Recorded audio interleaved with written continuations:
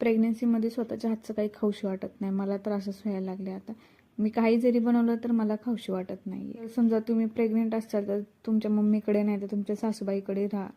कारण प्रेग्नन्सीमध्ये नाही का असं होतं, आपण स्वतःच्या हाताने काही जरी बनवलं तर आपल्याला खाऊशी वाटत नाही. म्हणून तुम्ही मम्मीकडे नाही तरी सासूबाईकडे जाऊन राहत जा. मी खूप काही वेगळं काही बनवायची कोशिश करते, पण माझं म्हणणं आता माझ्या कंट्रोलमध्ये नाही आहे.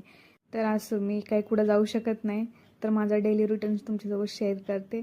तर मी स्वयंपाक करायला घेतलं होतं. दुपारी मेथीची भाजी बनवली, भाकरी बनवली आणि मी ना आता ताक नाही तर दही दोन्हीपैकी काही ना काही घेते. तुम्ही पण तुमच्या डाएटमध्ये दही नाहीतरी ताक एक टायमाचं घेत जा. सकाळी जेवण झाल्यानंतर मी थोडासा आराम करून घेतले, कारण दुपारच्या टायमाला थोडासा आराम करायला पाहिजे. जसे जसे दिवस जवळ यायला लागले तसे तसे कंबर आणि पाठीत खूप पेन होते, म्हणून थोडंफार दुपारचा आराम करून घ्यायलाच पाहिजे प्रेग्नेंट लेडीज.